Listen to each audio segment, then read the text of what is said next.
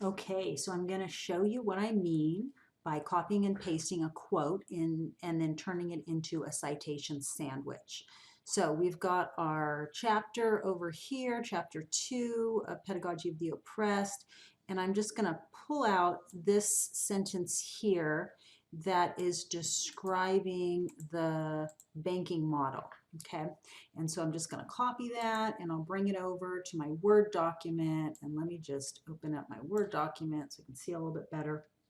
And then what I want to do is make sure that I'm using the citation sandwich. So I've got my top bread, and that's the introduction part.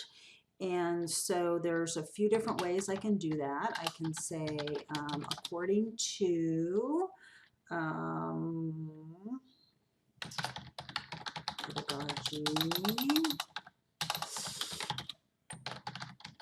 of the oppressed by Paulo Freire. Sorry, I'm not good at typing.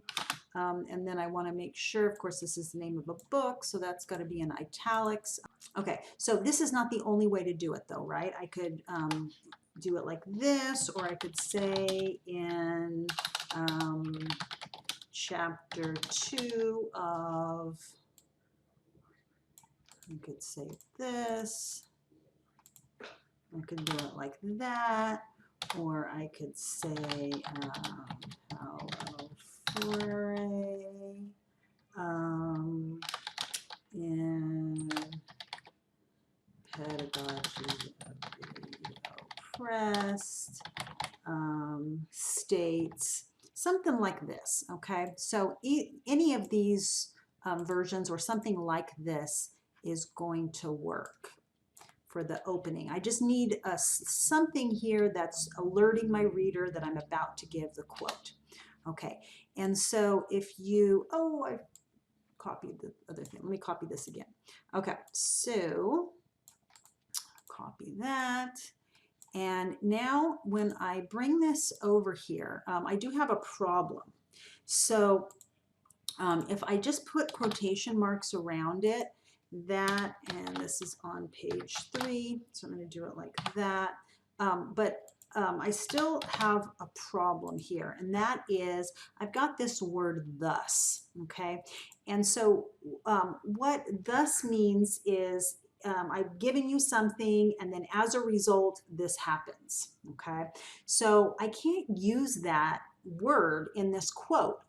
If I do, it doesn't make sense. There's nothing, unless I put the beginning part, then it's not going to make sense. So I have a couple of options.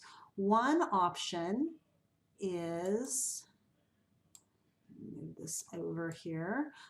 One option is I can actually go up to the top and I can say, what, in kind of paraphrasing or saying my own words, what is the thing that came before? So I could say something like, when teachers use the banking model, and then I'll need a comma there, and then I definitely want to make that a lowercase e. Okay, so I can say when teachers use the banking model, education thus becomes an act of depositing, which the students are the depositories and the teacher is the depositor. Okay, I could do that.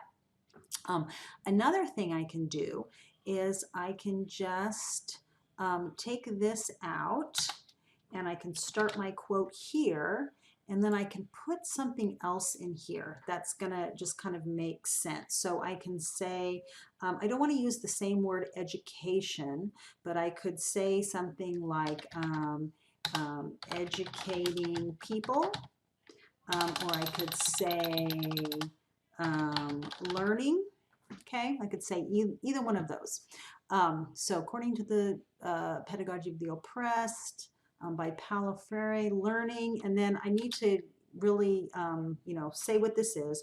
Learning in the banking model becomes an act of depositing in which the students are the depositories and the teacher is the depositor.